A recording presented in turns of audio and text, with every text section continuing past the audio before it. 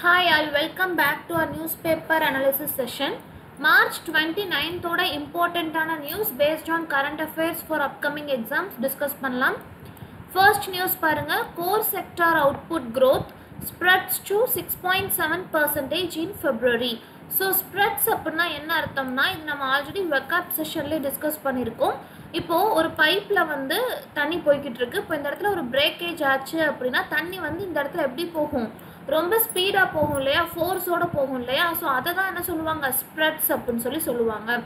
Core செக்டாரோட output growth வந்து என்ன இருக்குது, ஃபெப்ரவரியில் வந்து 6.7% வரைக்கும் உயர்ந்திருக்கு அப்படின்னு சொல்லியிருக்காங்க. So it is a 3-month high அப்படின்னு சொல்லியும் சொல்கிறாங்க. ஓகேவா.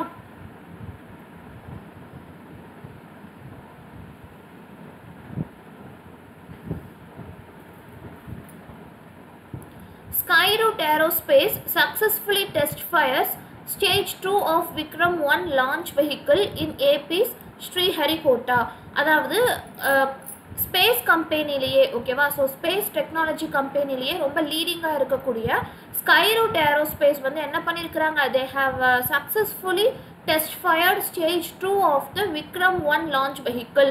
எங்கே அப்படின்னா இஸ்ரோவில் சதீஷ் தவான் ஸ்பேஸ் சென்டர் ஸ்ரீஹரிகோட்டா ஆந்திர பிரதேஷில் என்ன பண்ணியிருக்காங்க, இந்த ஸ்டேஜ் 2 வந்து என்ன செஞ்சுருக்காங்க, சக்ஸஸ்ஃபுல்லாக டெஸ்ட் ஃபயர் பண்ணியிருக்கிறாங்க அப்படிங்கிறத ஒரு அப்டேட்டட் நியூஸை வந்து நம்ம தெரிஞ்சுக்கலாம். ஓகேவா. ஸோ இந்த விக்ரம் 1 லான்ச் அப்படிங்கிறது என்னது அப்படின்னா, it is going to become the landmark event for Indian space sector. ஏன் அப்படின்னா it is the country's first private orbital rocket launch. ஓகேவா, கண்ட்ரியோட first private orbital rocket launch. So இம்பார்ட்டண்ட்டான ஒரு கரண்ட் அஃபேர்ஸ் கொஸ்டின், ஞாபகம் வச்சுக்க வேண்டிய ஒரு பாயிண்ட். ஓகேவா.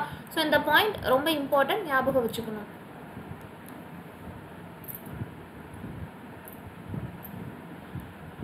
IRCTC to run Bharat Gaurav train to Puri, Kashi, Ayodhya. So Indian railway catering and tourism corporation IRCTC வந்து என்ன பண்ணுறாங்கன்னா, they are operating Bharat Gaurav அப்படிங்கிற ஒரு டூரிஸ்ட் ட்ரெயினை வந்து என்ன பண்ணுறாங்க, ஆப்ரேட் பண்ணுறாங்க.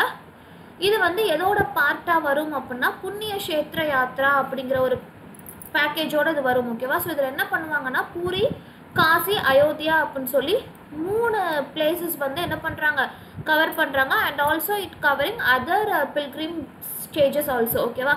ஸோ நிறைய புனித ஸ்தலங்கள் இருக்குது இல்லையா. ஸோ அதில் வந்து என்ன பண்ணுறாங்க அப்படின்னா இந்த ட்ரெயின் மூலமாக பேக்கேஜாக கொடுக்குறாங்க அப்படிங்கிறத நம்ம தெரிஞ்சுக்கலாம். So IRCTC is running Bharat Gaurav train. ஓகேவா.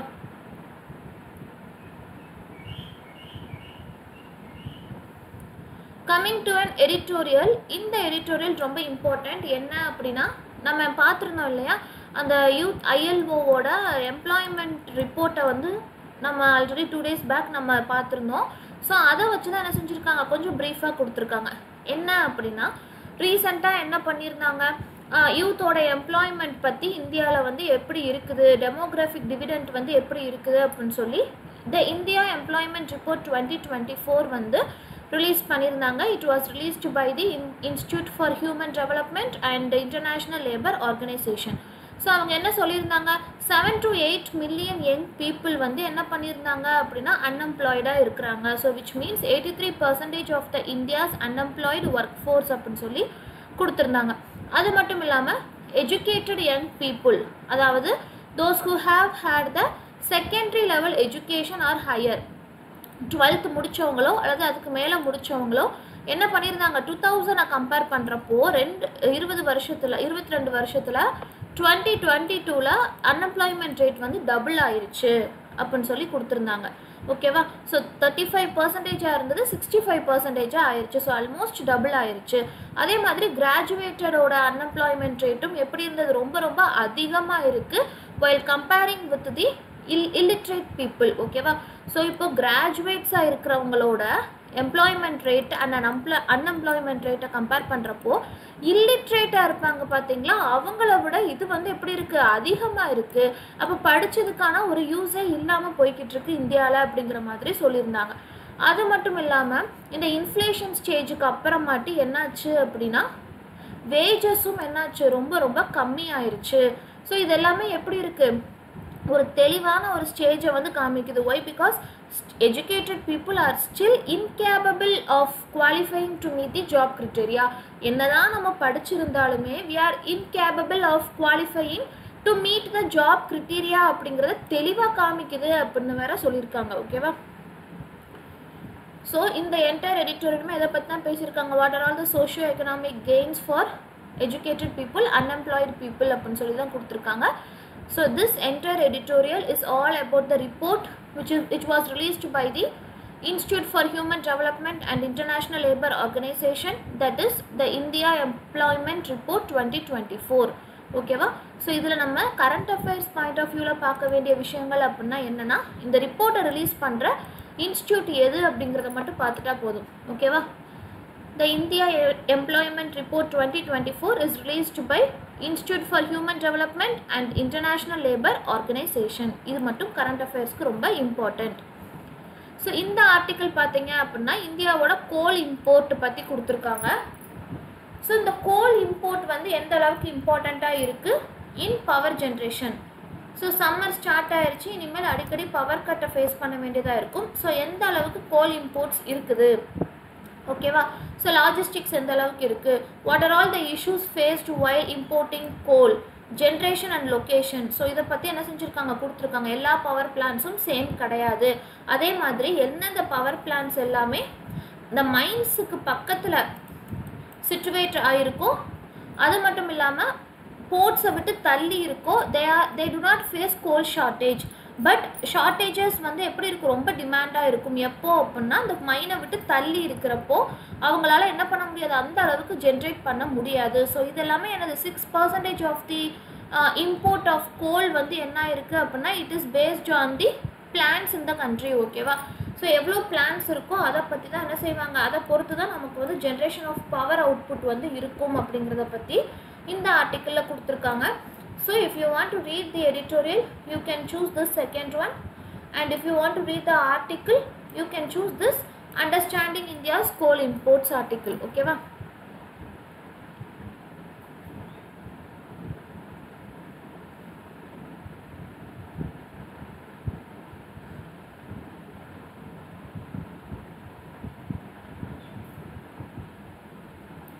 Households across the world waste 1 billion meals a day, says UN report. அதாவது யுனைடெட் நேஷன்ஸ் வந்து என்ன பண்ணியிருக்கிறாங்க, United Nation environment programme and WRAP அப்படின்னு சொல்லக்கூடிய waste and resources action programme. It is a UK based non-profit company. So they have released a report on food waste index report 2024. அதில் என்ன சொல்லியிருக்காங்க அப்படின்னா, house ஹோல்டில் entire குளோபலில் நம்ம compare பண்ணி பார்க்குறப்போ ஒரு நாளைக்கு மட்டுமே 1 பில்லியன் மீல்ஸை வந்து என்ன பண்ணுறாங்க, வேஸ்ட் பண்ணுறாங்க அப்படிங்கிற ஒரு ஷாக்கிங்கான நியூஸை வந்து கொடுத்துருக்காங்க. ஓகேவா? ஸோ ஒரு வேர்ல்டு இருக்குன்னா one part of the world like Gaza அந்த மாதிரியான இடத்துல சில்ட்ரன் எல்லாருமே மால் நரிஷ்மெண்ட்டால் என்ன பண்ணிக்கிட்டு இருக்காங்க, கஷ்டப்பட்டுட்டு இருக்காங்க. இன்னொரு பார்ட்டை குளோபலாக எடுத்து பார்க்குறப்போ 1 பில்லியன் மீல்ஸை வந்து என்ன பண்ணுறாங்க, வேஸ்ட் பண்ணிக்கிட்டு இருக்காங்க அப்படிங்கிற ஒரு கான்ட்ரோவர்சியான ஒரு நியூஸ் வந்து நமக்கு தெரிஞ்சிருக்கு. ஓகேவா?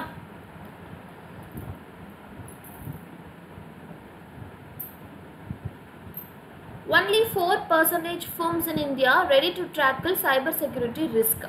அதாவது இந்தியாவில் பார்த்தோம் அப்படின்னா 2023 சைபர் செக்யூரிட்டி ரெடினஸ் இண்டெக்ஸை வந்து ரிலீஸ் பண்ணியிருக்காங்க. ஓகேவா? ஸோ அந்த ரிப்போர்ட் ரிலீஸ் பண்ணியிருக்காங்க. அதில் இந்தியாவில் 4% ஆஃப் தி ஆர்கனைசேஷன் மட்டும்தான் சைபர் செக்யூரிட்டி ரிஸ்க்கை வந்து டேக்கிள் பண்ணக்கூடிய அளவுக்கு ஸ்ட்ரென்த் இருக்குது. ஸோ மற்ற எல்லா இடத்துலையுமே என்ன ஆகுறாங்க அப்படின்னா பிஸ்ஸிங் அண்ட் ரான்சம்வேர். ஓகேவா? ஸோ பிஸ்ஸிங் அண்ட் ரான்சம்வேர் இந்த மாதிரியான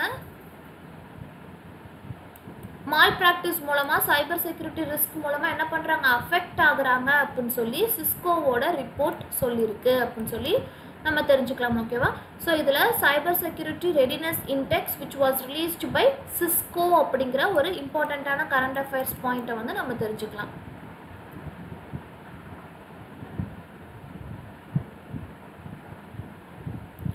forest double European Cup winner Lloyd dies. அதாவது லாரி லோயார்ட். ஓகேவா? So Larry Lloyd Larry Lloyd இவர் யார் அப்படின்னா he is twice a European Cup winner with Nottingham Forest. ஓகேவா? So he died at the age of 75 அப்படிங்கிற ஒரு நியூஸை வந்து நம்ம தெரிஞ்சுக்கலாம். ஸோ இந்த மாதிரி லாரி லாய்ட் அப்படின்னா he is a sports person. இவரோட ஸ்பெஷாலிட்டி என்ன அப்படின்னா 2 times என்ன பண்ணியிருக்கிறாரு, யூரோப்பியன் கப்பை வந்து வின் பண்ணியிருக்கிறாரு அப்படிங்கிறத நம்ம தெரிஞ்சுக்கலாம். ஓகேவா? Sreejesh appointed co-chair of FIH Athletes Committee. அதாவது இந்தியன் கோல் கீப்பராக இருக்கக்கூடிய ஸ்ரீஜேஸ் வந்து என்ன பண்ணியிருக்கிறாங்க, அவரை வந்து எப்படி appoint பண்ணியிருக்கிறாங்கன்னா he was appointed as the co-chair of the FIH Athletes Committee. ஓகேவா? ஸோ ஹாக்கி இந்தியாவோட பிரசிடென்ட் தான் என்ன பண்ணியிருக்கிறாங்க, இவரை வந்து அப்பாயிண்ட் பண்ணியிருக்கிறாங்க. So co-chair of FIH Athletes Committee வந்து யார் அப்படின்னா இப்போதைக்கு ஸ்ரீஜேஸ் அப்படிங்கிறவங்கள அப்பாயிண்ட் பண்ணியிருக்கிறாங்க.